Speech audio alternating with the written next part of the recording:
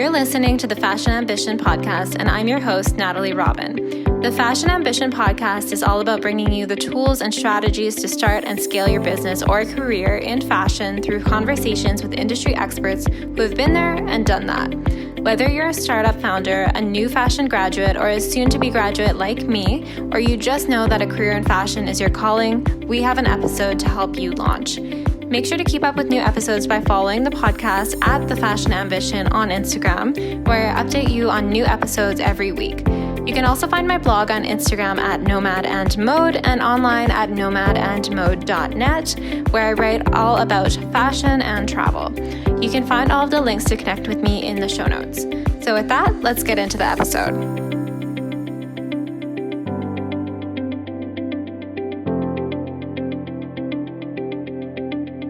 Today, I am so excited to have Fifa Tran on as one of the very first guests on the Fashion Ambition podcast.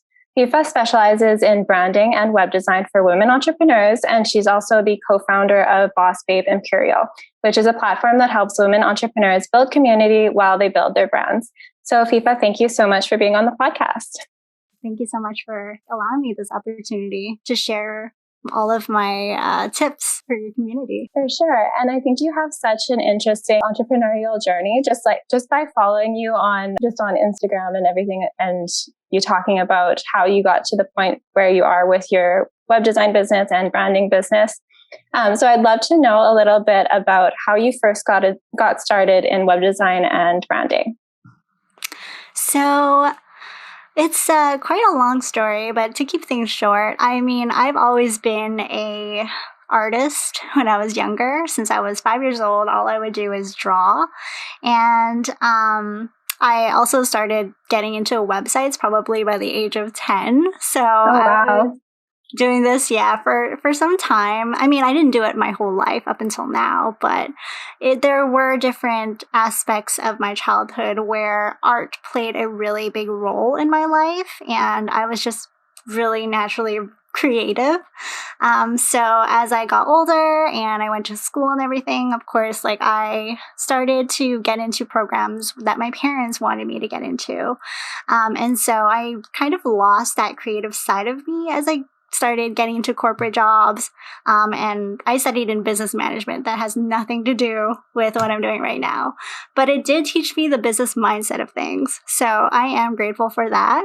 But in terms of branding and web design, I started freelancing probably about 3 years ago, but I'm a multi-passionate. So I love doing a lot of different things, and it took me a while to figure out my zone of genius. It was only until last year that I figured out that design and art was something that I should continue pursuing in, because I did neglect it for the past few years, and it came back to creep on me again. And so I started working with a coach last year, and we went through a lot of different exercises based on my childhood and seeing what I like to do. And it turned out that design was something that I should just go all in and stop doing so many different things at once. So here we are today. It's been officially about almost close to a year now that I've been doing this full time. And so, this is my primary focus now. Yeah, that's so cool and really interesting that you got a coach to kind of help you clarify things. Is that something that you would suggest somebody do if they know that they want to start a business or they want to be an entrepreneur, but they just don't really know? They might have a lot of interest in a lot of different things, but they're not really sure which one to focus on. Would you suggest getting a coach to be kind of the path to that? Mm-hmm. Oh, yeah, absolutely. Especially if you're multi-passionate. Having a coach is so helpful. Of course, finding the right coach is also very important, because for me, the way I found my coach was I already knew her before, and we had already started a business venture before already together.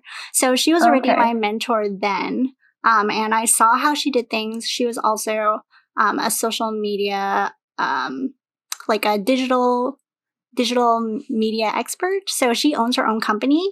And she has already a lot of knowledge in terms of running a business. So I really wanted somebody that I could get along with, that told me the hard truths that I couldn't ask myself, and like really dare to face. And I knew how she did things. So it really does depend on the type of person that you're looking to work with. It is very important to be able to get along with that coach, though, and to do your research as well, because there's so many different coaches out there. And depending on what you really want to focus on, I would say do your due diligence and check up on everything that you can, ask the right questions, and take your time, because it took me forever to find a coach. And I've been doing this, like I've been freelancing on and off while working a corporate job for the last 2 or 3 years. So the moment that I hired her, she asked me all these questions that I never ever dared to ask, and really did a lot of the mindset work. And mindset is a really huge thing. And I can't stress this enough. Like, you really have to work on your mindset if you want to run a successful business, because, you hear about it all the time, and there's a reason for that. And I'd say definitely work on your mindset before figuring out the business part of things, because that's what she forced me to do, because I was like, I need to build a successful business. But she's like, hold on, you need to work on your mindset first. So yeah, definitely go for a coach or a mentor, and just focus on that, working with somebody to get that figured out. And then everything else will fall into place as you start looking for coaches in different areas of the business that you want to improve on. And then go from there. Yeah. For sure. And I love that point about mindset, because I think that that's something that you don't really come across if you're working a regular 9-to-5 job, or even if you're just a student. There's just like a whole new set of like mindset tools that you come across, or even just like fears that come up when you're trying to build something of your own, especially when you're like the face of it and you're not working for another company. So yeah, I think, that point about mindset is so, so important. I agree. It's really the number one thing that you should focus on before you really want to excel your business. For sure. And so just switching back over to web design and branding. So if somebody is just getting started in their business, or maybe they're starting freelancing, what are some things that you think are important for them to define in terms of their brand identity before they start building out like a social media presence or website presence? So definitely getting that brand foundation is key. And a lot of people don't, they skip this and they go straight to the visual branding. So I've had a lot of clients or potential clients come to me wanting a website or, a logo. But there's just so much more to it, because you have to first off know what your mission is. You have to know your brand pillars, the type of personality that you want your brand to portray, so that you can attract your target audience. So that's another thing. You have to know who you're serving, and also what makes you different from anyone else that does the same thing as you. So these are all things that you need to figure out before you work on that branding and visual identity stuff. So when I first started, I did mostly just web design. But as I started working with more clients, I realized the importance of branding and having that foundation set in place before you move on to the other aspects of visual branding. So there should be really no questions, first off, on who you are, what you offer, who it's for, and why you do it. So you need to figure that stuff out first, and build that foundation before you can move on to anything else in your business. And once somebody has built that foundation and they've really kind of made it clear for themselves who they are and what they offer, are there any platforms that you suggest that like new entrepreneurs get started on in terms of like a web design platform? So it's Usually you want to determine what your goals are first, and that will determine what platform that you can build your website on.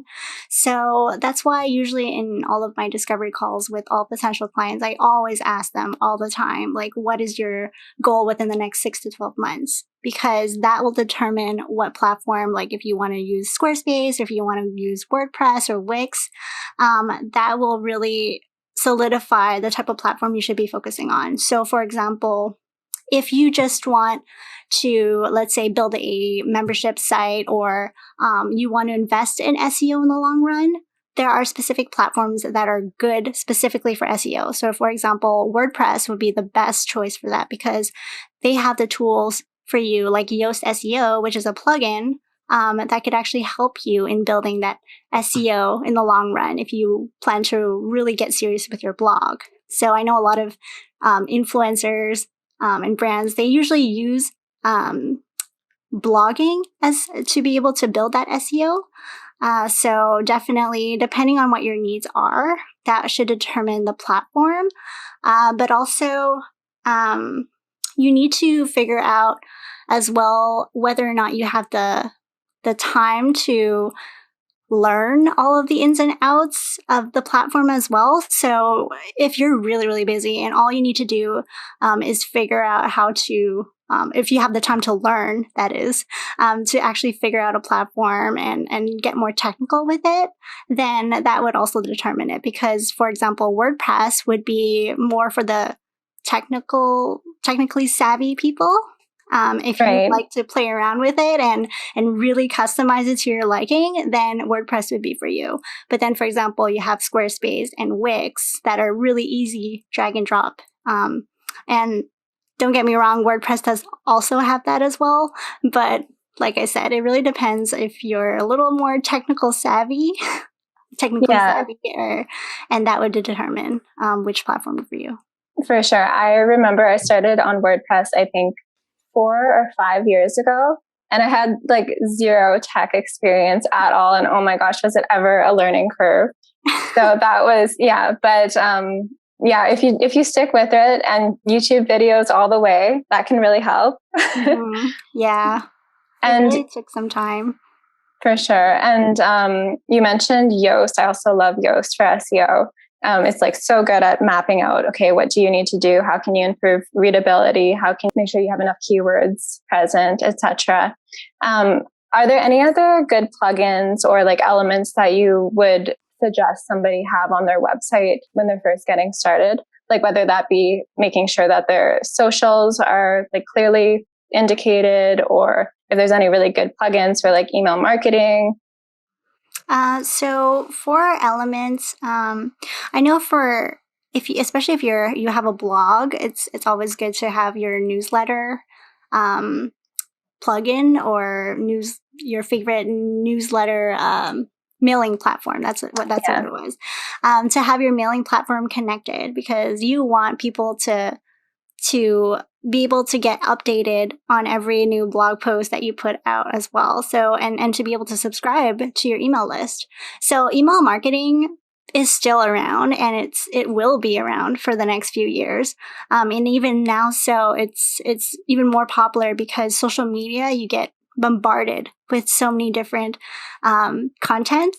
So it's always good to be able to build that email list in the long run, to be able to have that audience and own your audience. So that's something that you can integrate easily in all of the platforms, whether it be MailerLite, whether it be MailChimp, or any other different mailing platform or email platform. Then definitely link that to your website.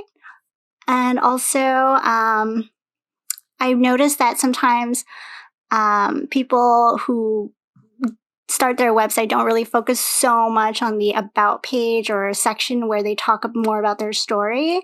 So I feel like the way that you can stand out among any other blogger influencer is really that story that you have to tell to people.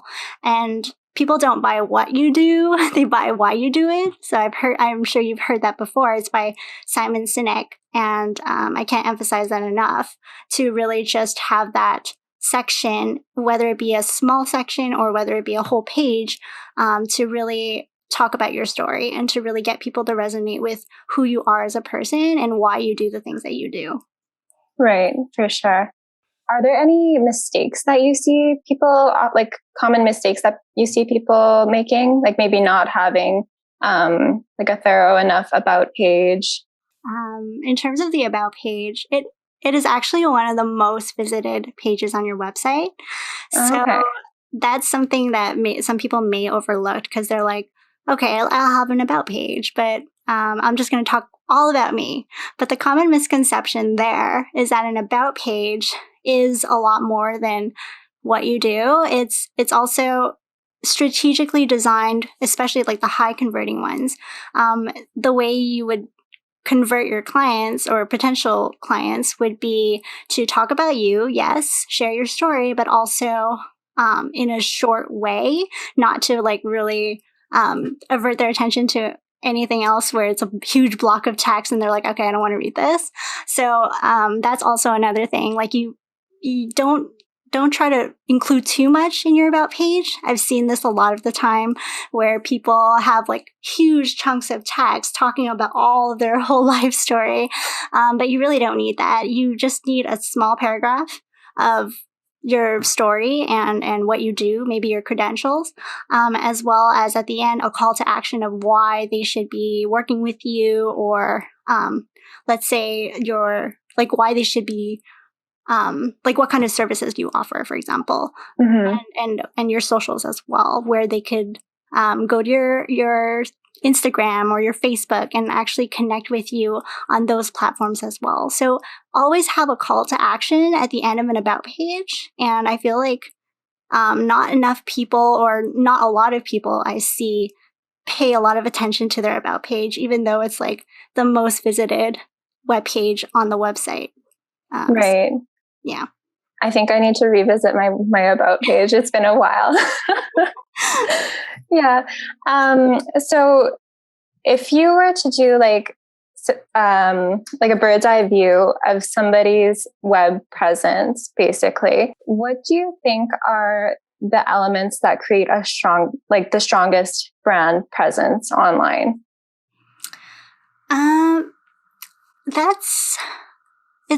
I find that a lot of people, let's say, for example, I've seen a lot of bloggers and fashion influencers talk a lot about, yes, like they're wearing this and they're wearing that and it looks great and all, but there's not a lot of conversation that happens in their captions, for example.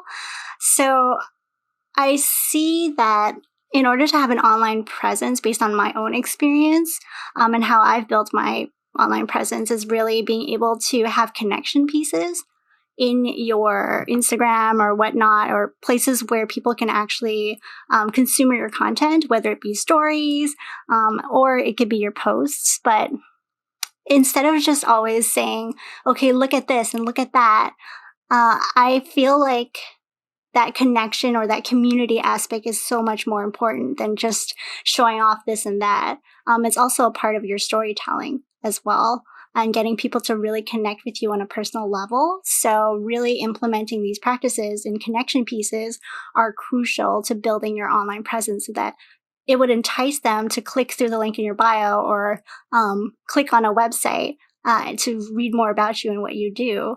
And I feel like my success has been attributed to that because I spent a lot of time building that community, even if it's on Instagram, because I did use my platform kind of like a blog at the beginning. And so because of that reason, I feel like more people have been following me for a really long time. And no matter what it was that I did, because I did change my business so many times, and I think I did over like 13 different side hustles over the past 3 years. Oh, wow. Yeah, it's a lot. Mm-hmm. But I feel like because I did that, because I have a strong presence in being vulnerable with my posts, sharing all the good and the bad, people have connected with my content a lot better and have followed me because of it, even after all of these different pivots in my business. For sure. I feel like you're so good at building community. Like that's basically like that's the main focus of Boss Babe Imperial, right? Yeah, exactly. Yeah. And actually, I would love to know a little bit about like how you started Boss Babe Imperial and like what was the inspiration behind that? So with Boss Babe Imperial, we've been doing it for probably about 2 years now. But when I started my entrepreneurial journey, it was so lonely, and I just didn't have that community around to really push me forward. And the people around me at the time when I first started weren't really motivating as well. So I just felt that I lacked that community aspect, and I tried finding different communities at the time to be able to grow with and to find other like-minded people to talk about the things, and they would actually understand what I'm talking about.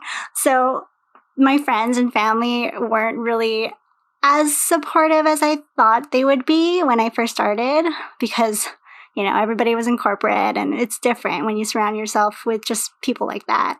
Oh, so definitely. I decided, from there, I would actually just try to find my own community. And so I went to a lot of different networking events, trying to find those type of people. But the ones that I went to at the time didn't really resonate with me, or they just ended up dying out in the end and weren't consistent with their events and stuff. So from there, that's when I decided to talk to one of my really good friends, who we've been friends for over 20 years now. Her name is Vimy. And I just brought up the idea to her, and she was like, I think that would be really great, because she was also lacking that type of community. And we just wanted to be able to share the information that we learned and to uplift women. So we decided to just start an all-female community and run events from there, and that's how it was born. Yeah, I think I joined the Facebook group last fall. And it's been amazing, because I feel like a lot of the other communities that you join on Facebook, like you said, they kind of like die off after a while. People stop being invested. Yeah. But I feel like with Boss Babe, it's just everyone is so active in the community and like genuinely invested and genuinely wanting to make those connections. And then with the events that you guys do, like I know there's the vision board workshop coming up, which I'm hoping to make, but we'll see what happens this week. But just like it's just such an engaging community. So for anyone listening, definitely check it out if you're looking to kind of build a community while you're also building a company. It's really, really great. But switching gears back to web design, if I wanted to ask you, if somebody is just getting started, a lot of the time an issue for them is money. So they don't necessarily have the funds to invest in a lot of areas of their business. So would you say that it's really important for somebody to invest in like a professional brand designer and a professional web designer when they're first getting started? Or should they first start with like a platform like Wix or Squarespace? I would definitely say it depends on how much time you have, first off, because when I first started, I did everything by myself. And also, you never know what skills you have as well, unless you do it. So I always recommend people to try it themselves, see if they can do it, because then they could just bootstrap their way and try to figure it out on their own to have something to put out there. Especially when you're just starting off, I would recommend everybody to try it.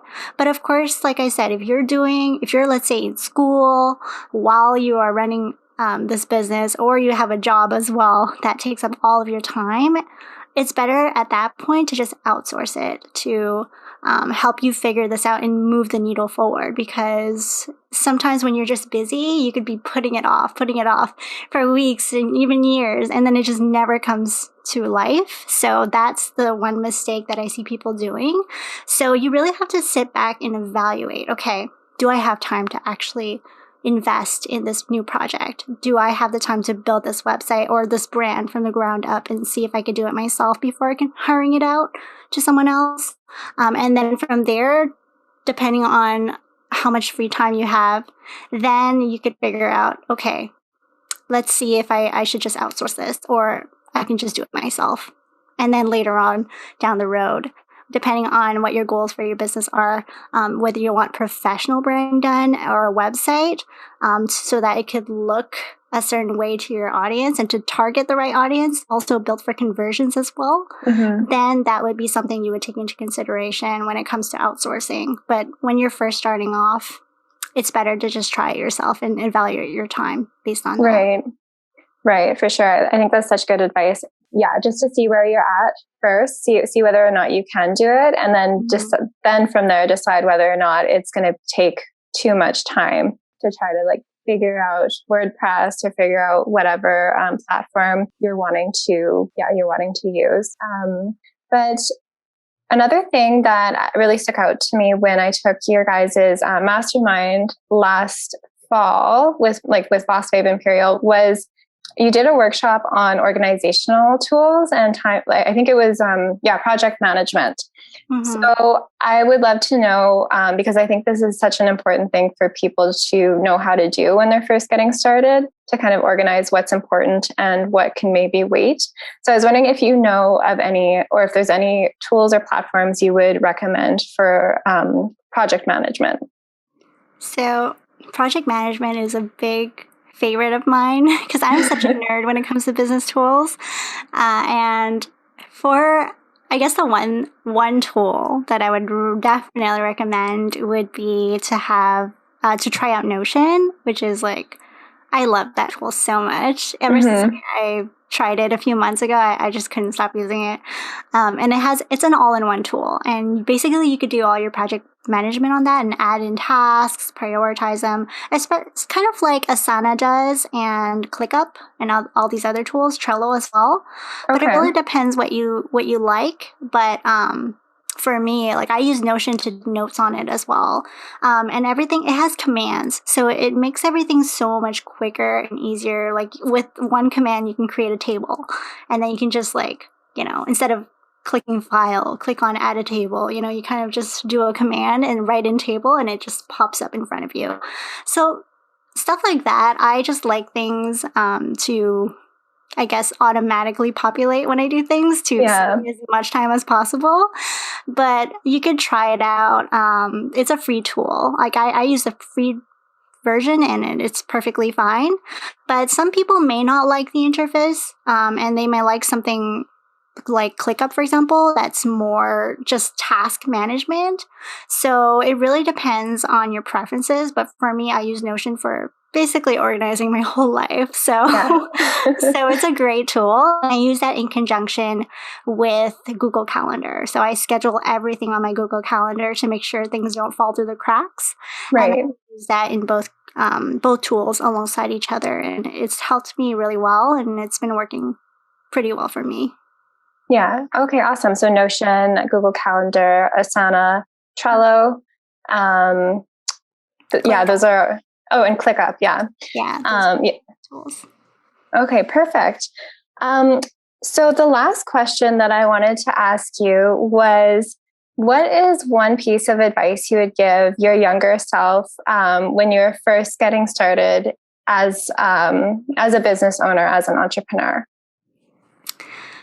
I would definitely say invest in a coach right away or whenever you get the chance, because it's just, like I said, it's helped change the course of my entire year since I've started investing in it. And I've kind of been obsessed with working with coaches ever since my first investment. Like I've worked with probably 3 coaches last year, which is a lot.